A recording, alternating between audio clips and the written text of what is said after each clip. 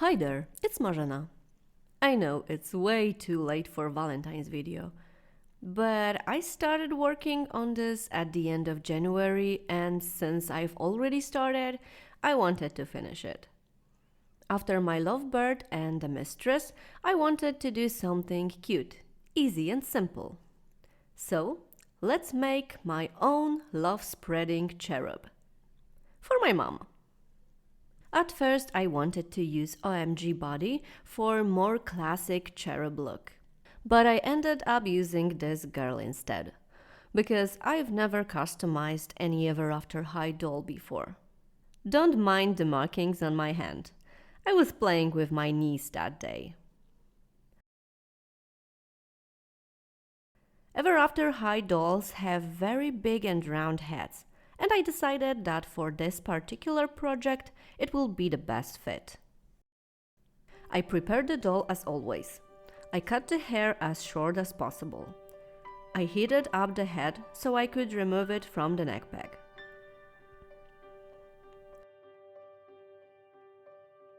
I scrubbed the head from inside to get rid of all the remaining hair plugs and glue.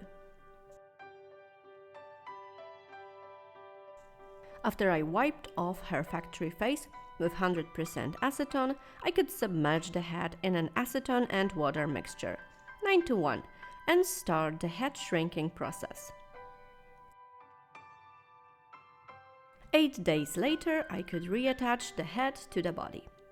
To do so, I had to trim down the neck peg and widen the neck hole.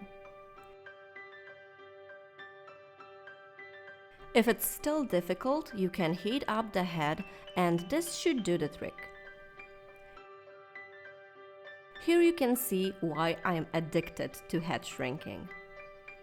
I wanted the head in a final piece to be tilted to a side, so I sanded the bulbous part of the neck down a little, so she won't look like she has some problems with her glands or something. I turned her into a cozy burrito and sprayed her with 3 coats of Mr. Super Clear to prepare her face for the face-up. As always, I started with the blushing. I wanted this girl to look more or less like the classic depiction of a cherub. Pale skin, rosy cheeks, golden hair. She won't be a chubby baby, of course, but besides that, I wanted it to be obvious at a glance what kind of character she is. A little golden-haired love angel. As you can see, after spraying the head with MSC, lightened up face goes straight back to being darker. It wasn't an issue here, because it was still a natural skin tone, but if you want more pinkish and less golden complexion, you need to build the color layer by layer. Luckily, I didn't need a big change here, so I could quickly move on to the pencils. This doll has a very defined eye shape, with eyelids sculpted on and such. I immediately started to regret that I haven't sanded them down before starting the face-up. I was thinking about taking a step backwards and fixing it, but eventually decided to pick up the glove and challenge myself with it.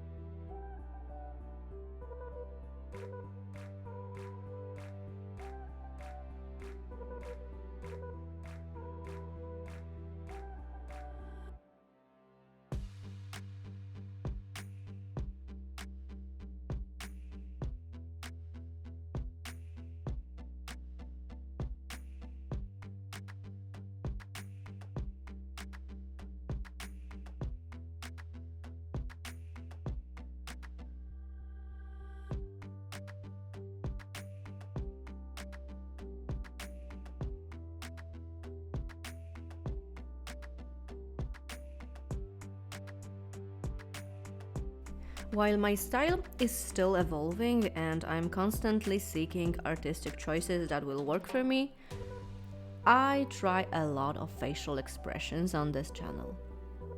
When I started with this hobby, my goal was to learn how to make eyes with as many details as I can squeeze in them. so the bigger the eyes, the easier it should be to achieve. Now, I don't know. I really enjoy drawing smaller, more proportional eyes. I still want to learn how to draw and paint a lot of details in the eyes, but now it will be harder because I really like how cool smaller eyes are looking for me.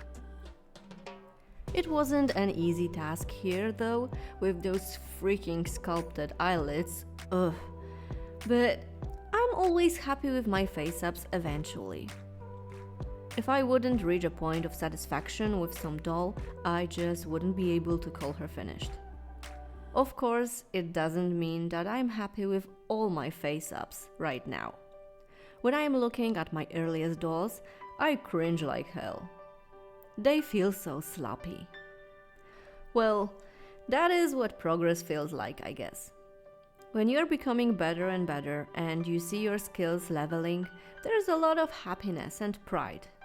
And a lot of shame and cringe when you see your old works that are out there for the public to see.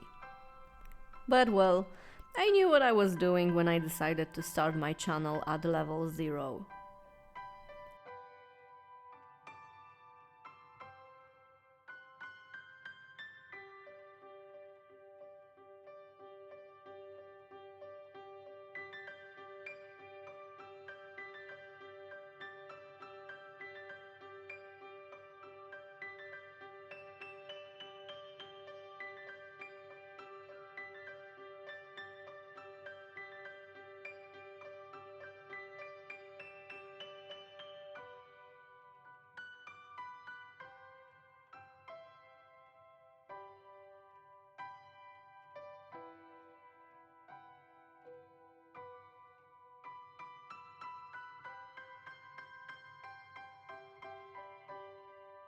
To finish this face up, I gave her some beauty marks and put a gloss varnish on her eyes and lips.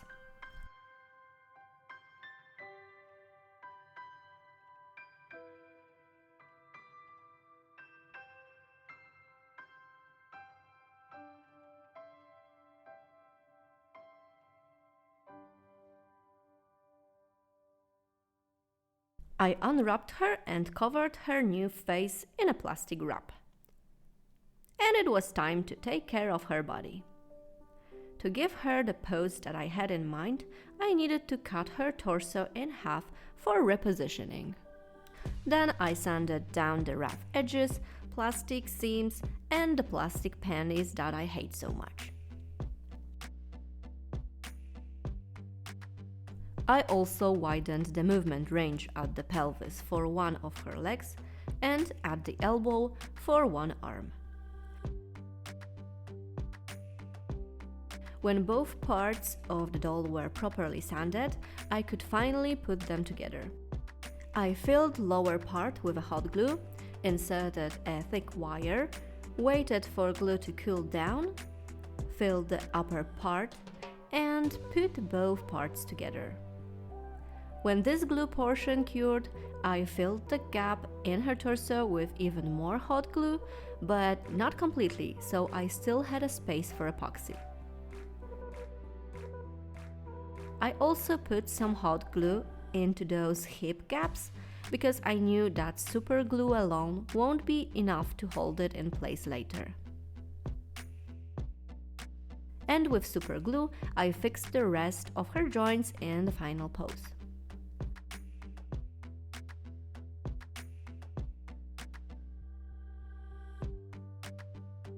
All the gaps and the joints I covered as always with epoxy sculpt.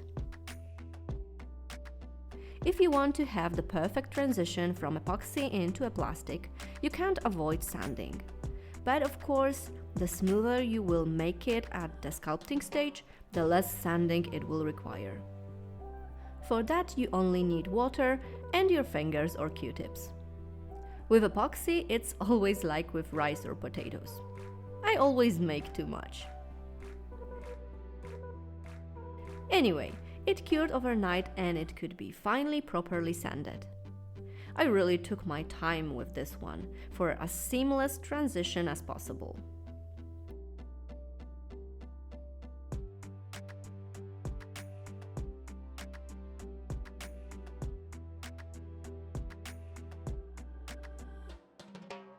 I marked the placement and drilled the holes for her cherub's wings.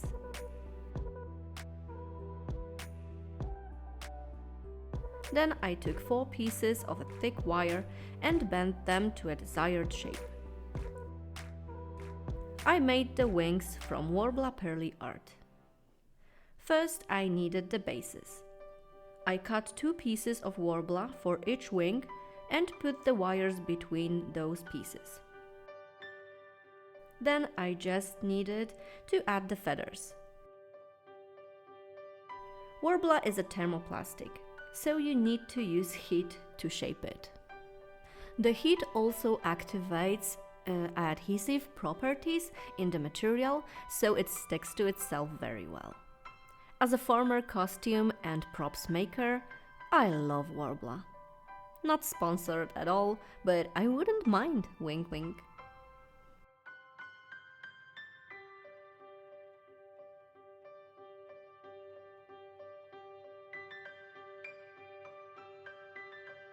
To fill the rest of the wings with feathers, I cut the smaller ones in pairs for the front and the back of the wings. Remember when I said that I wanted some small and simple project? Yeah, I remember that too. Good times. So, the only part that was left was the top of the wings. From epoxy sculpt, I created teeny tiny balls and applied them one by one with the tool, just like I did the scales on my Into the Deep Mermaid project. On the next day, when the epoxy cured completely, I watered down some Vicol wood glue and brushed 3 layers of the mixture on all 4 wings. This will make Worbla smoother and easier to paint on. I ordered some grey Vallejo primer. At least I thought I did. Apparently it is silver. Just perfect.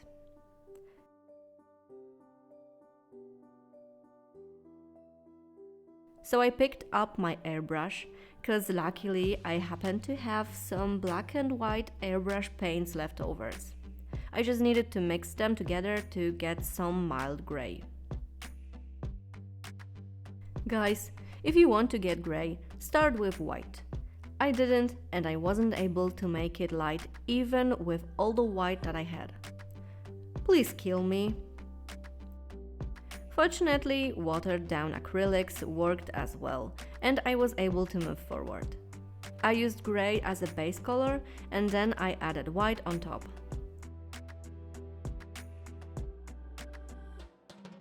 As the last minute decision, I also added some pinkish tones to the tips of the feathers. I wasn't quite sure if they weren't too similar to my lovebird's wings, but in the end they looked really cohesive with the rest of the doll, so they stayed.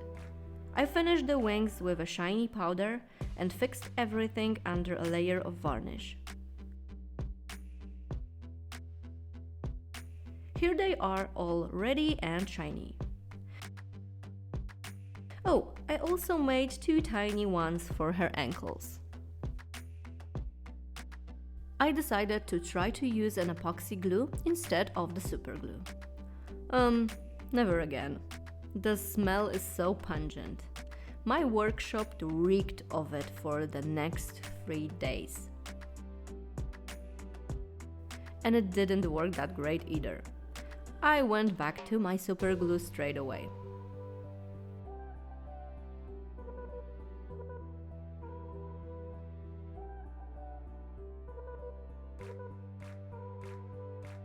When the glue cured completely, I covered the connections with epoxy.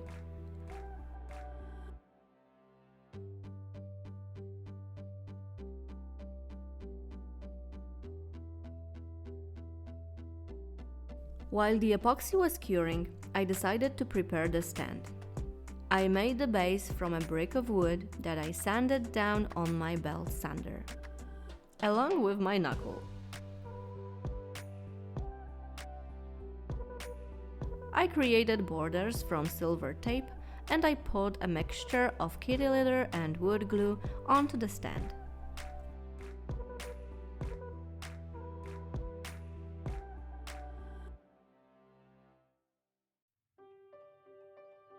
For anyone interested, there are at least two types of wood glue. The vehicle glue is white and it is not waterproof. The glue that I'm using for my stands is a glue for outside use. It is honey yellow colored and it's completely waterproof. As you can see, I have used for both those glue types depending on the task. Before my mixture cured completely, I trimmed it into shape and I could get back to my doll. So I mixed the proper color of acrylic paint and started covering the epoxy parts.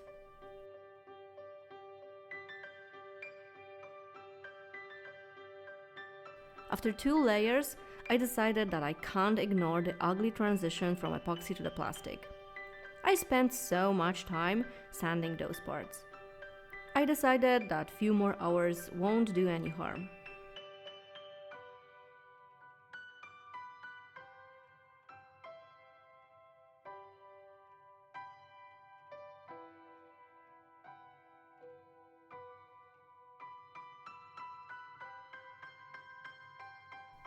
After painting it again, it still wasn't perfect, but definitely better.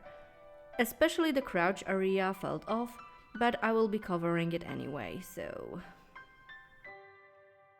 I sprayed the doll with 3 layers of Mr. Super Clear and gave her a blushing and shading treatment, similar to the one I gave to her face.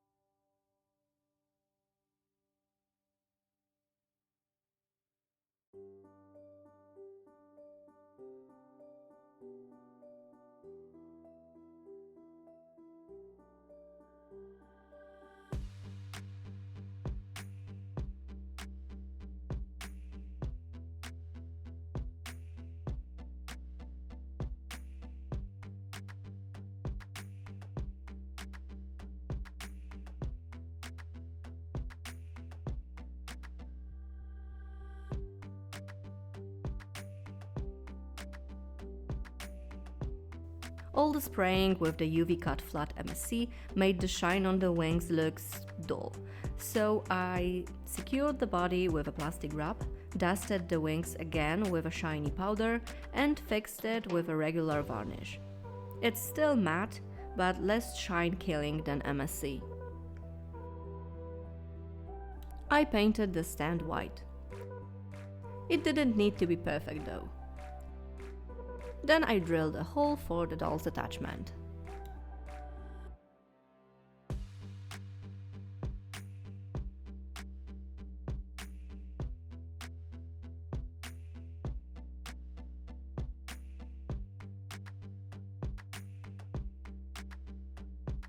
From 100% acrylic yarn, I made the hair wefts in pretty golden blonde, and I glued them straight to the doll's head using a hot glue.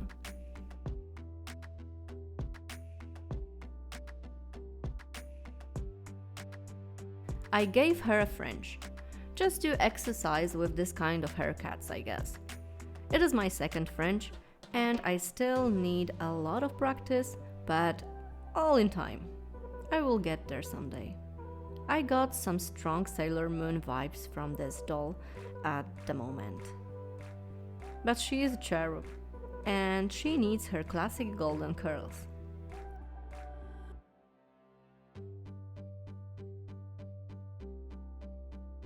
Few hours later, the curls were done and I could trim them, flatten the fringe with my tiny iron, fix the hairstyle with a hairspray, and call that part finished.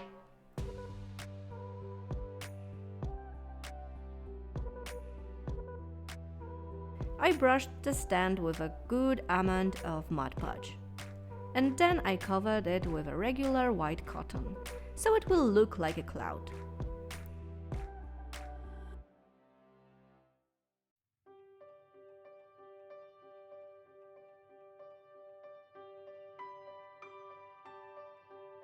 I also used tiny pieces of cotton as cute clouds covering her shame.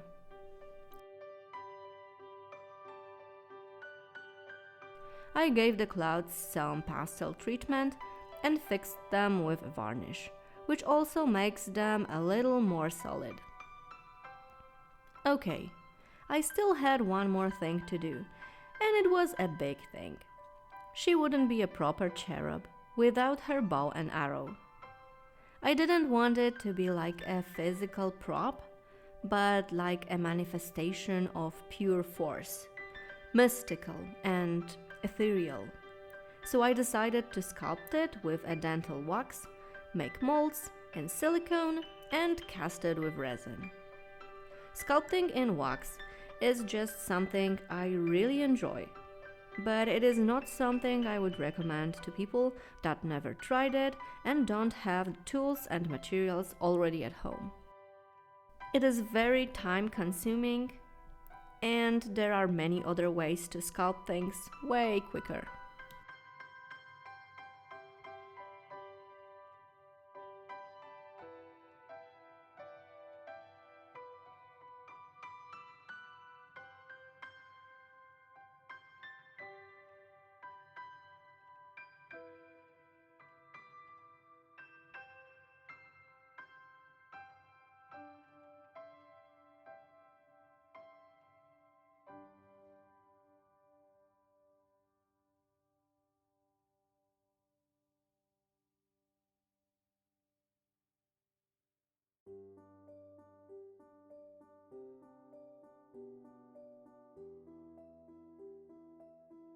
I created borders for my molds and I hanged my wax pieces few millimeters above the ground. I mixed first part of silicone and put it into the molds just to cover a half of the bow and arrow. When the silicone cured, I spread some lip balm on top. Vaseline would be even better. And I put in more silicone to create the upper part of the mold. The balm will prevent the second part of the silicone from sticking to the previous one.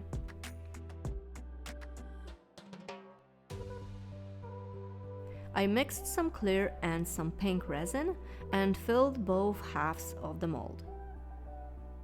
3 days later, I mixed a little bit more resin, poured it on top of the cured one, and finally closed the molds. After 3 more days, I could finally release them and sand down every imperfections and resin excesses.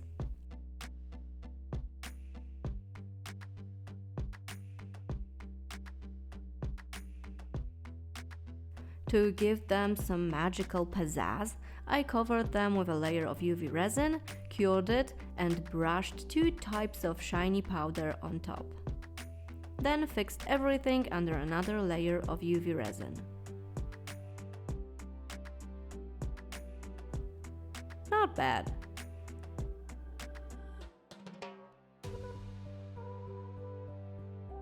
I could super glue the bow and arrow to the doll.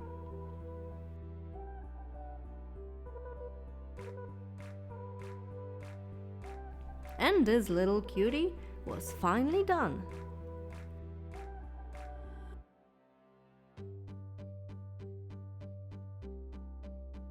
I know that she is very late to the Valentine's party, but better late than never, right?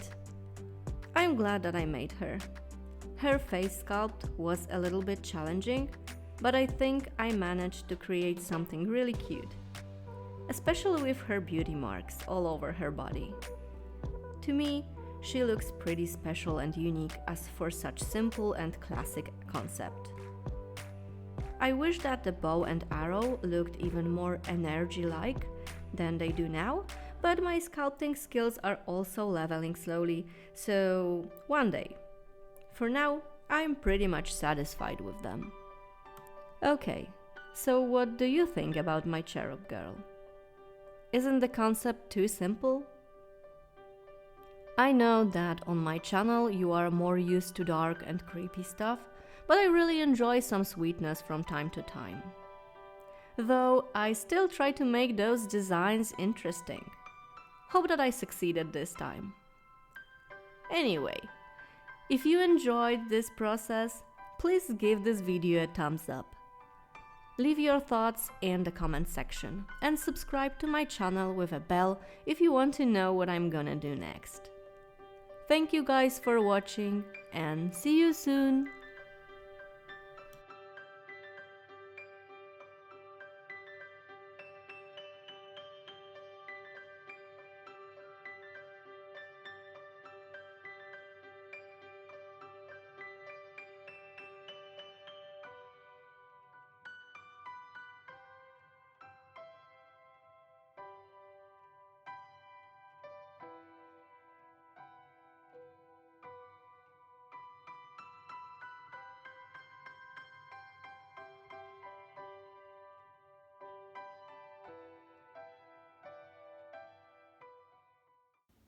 Co tam, Klusiu?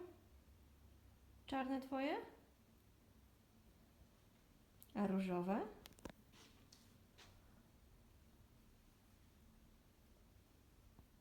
A różowe jego?